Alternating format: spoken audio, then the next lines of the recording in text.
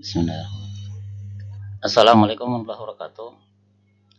Alhamdulillahil malikil haqqil mubin. Alladzi habana bil imani wal yaqin. Allahumma shalli ala sayyidina Muhammadin khatamin nabi anbiya wal mursalin wa ala alihi thayyibin wa ashabihi al-akhyar ajmain man tabi'ahum bi ihsanin ila yaumiddin. Asyhadu an la ilaha illallah wa la syarika lah wa asyhadu anna Muhammadan abduhu wa rasuluhu nabiyyan ba'da. Rabbi shrah li sadri wa yassir li amri wa hlul 'uqdatam min lisani yafqahu qawli. Saudara-saudara, kali ini kita kembali ke belakang, coba melihat kisah awal pengembaraan manusia secara rohani. Dengan begitu, diharapkan kita lebih menyadari hakikat kita sebagai manusia. Dalam sajian ini, kami ajak pemirsa merenungi sejatinya kita, merenungi siapa diri kita. Orang dulu menyebutnya ngaji diri, supaya kita tidak lupa diri. Sebagaimana Allah ingatkan dalam Al-Quran, A'udzubillahi minasyaitonirrajim. Bismillahirrahmanirrahim. Wala takunu kalladzina nasullaha fa ansahum anfusahum. Ulaika humul fasiqun. Janganlah kamu seperti orang-orang yang melupakan Allah sehingga dia menjadikan mereka lupa kepada diri mereka sendiri. Mereka itulah orang-orang fasik. Kita sejatinya adalah ruh yang Allah tiupkan dalam jasad kita untuk mengembara, kemudian harus kembali lagi kepada Allah dengan selamat. Dulu kita bersama Allah. Ketika Allah bertanya, apakah aku Rabbmu? A'udzubillahi minasyaitonirrajim. Ayat akhadha rabbuka min bani Adama min zuhurihim dzurriyyatahum asyhadahum ala anfusihim alastu bi rabbikum qalu bala syahidna an taqulu yaumil qiyamati inna kunna an hadza ghafilin. Ketika Tuhan mengeluarkan dari tulang punggung anak cucu Adam keturunan mereka dan Allah mengambil kesaksiannya terhadap diri mereka sendiri, seraya berfirman, bukankah aku ini Tuhanmu, Rabbmu? Mereka menjawab, betul, engkau Tuhan kami. Kami bersaksi. Kami melakukannya agar pada hari kiamat kamu tidak mengatakan sungguhnya kami lengah terhadap hal ini. Pemirsa, saat kita dalam kandungan, Allah meniupkan ruh kita. Kita diturunkan ke dunia. Faidha sawaituhu wa nafakhtu fihi min ruhi faqum lahu sajidin. Apabila aku telah menyempurnakan penciptaannya dan meniupkan roh ciptaanku ke dalamnya, maka tunduklah kamu kepadanya dalam keadaan bersujud. Iblis enggan sujud dengan alasan manusia tercipta dari tanah. Iblis mengingkari fakta bahwa manusia juga mengandung ruh tiupan Allah. Wajar jika Allah memerintahkan malaikat sekalipun untuk sujud. Tapi iblis menutupi fakta dengan dalih manusia terbuat dari tanah. Sehingga iblis disebut kafir. Wa idza qulna lil malaikati isjudu li adama fasajadu illa iblis aba wastakbaru wa kana minal kafirin. Ingatlah ketika kami berfirman kepada para malaikat, sudah kamu kepada Adam, maka mereka pun sujud kecuali iblis. Yang menolaknya, menyombongkan diri, dan dia termasuk orang kafir.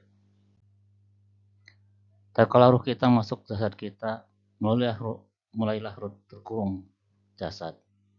Ketika kita lahir, mulailah ruh ikut mengembara dunia ini. Ruh yang tidak butuh makan minum dan kebutuhan jasad biologis lainnya harus mengikuti jasad yang mengurungnya. Dalam pandangan ruh, hidup dunia ini ribet, harus ikut jasad untuk melakukan banyak hal. Ruh merasa menderita, berbeda ketika dalam arwah, dunia ini menyengsarakan. Harus itu, harus ini.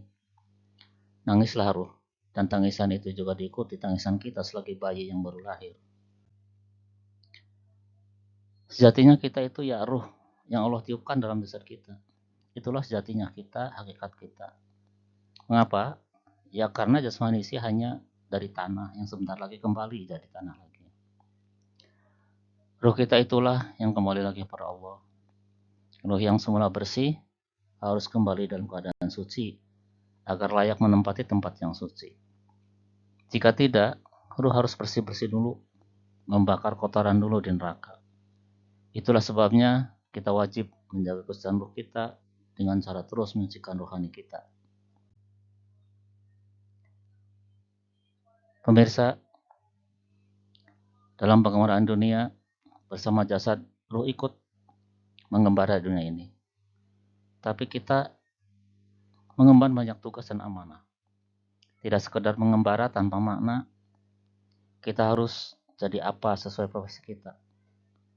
Maka bekerjalah, beramalah, kelak Allah akan melaporkan hasil kerja kita. Kita juga banyak menghadapi tantangan dan godaan untuk melakukan kesalahan dan dosa.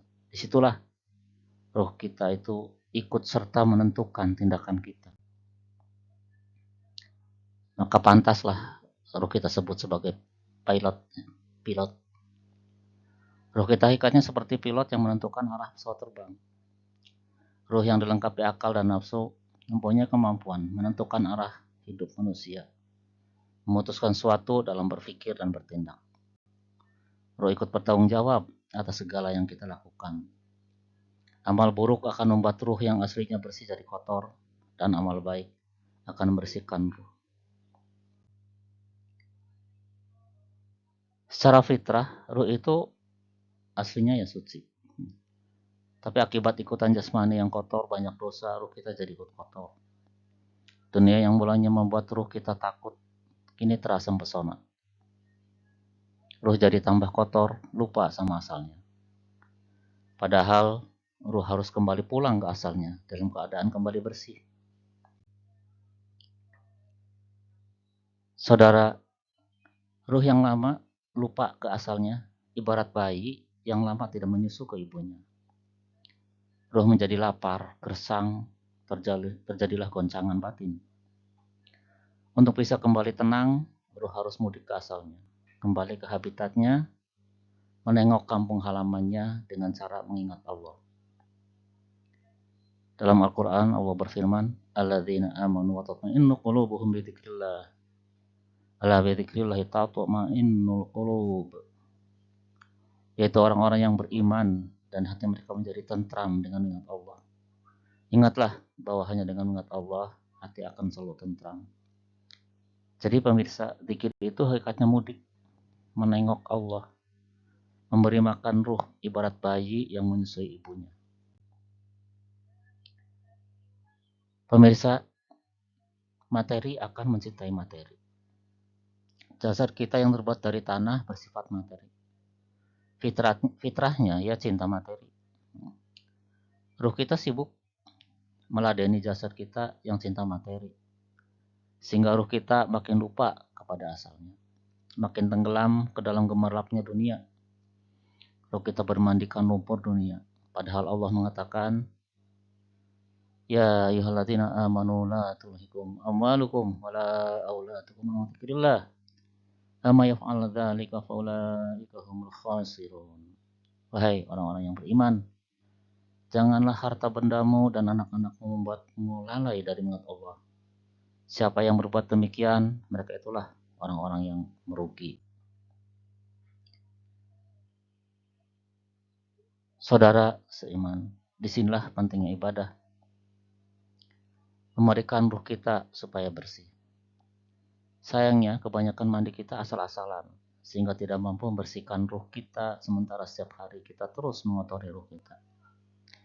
Ibadah yang paling utama dalam memandikan ruh adalah sholat fardu. Sholat merupakan ibadah yang paling rutin, 5 kali sehari. Puasa paling hanya 30 kali setahun. Haji hanya sekali seumur hidup. Zakat hanya yang memenuhi nisab. Sholat adalah ibadah gratis. Bisa dilakukan siapa saja, yang miskin apalagi yang kaya, yang sibuk apalagi yang senggang, yang sakit apalagi yang sehat. Ketika kita membaca wajjahtu wajhiya lilladzi fataras samawati wal arda, kuhadapkan wajahku kepada pencipta langit dan bumi.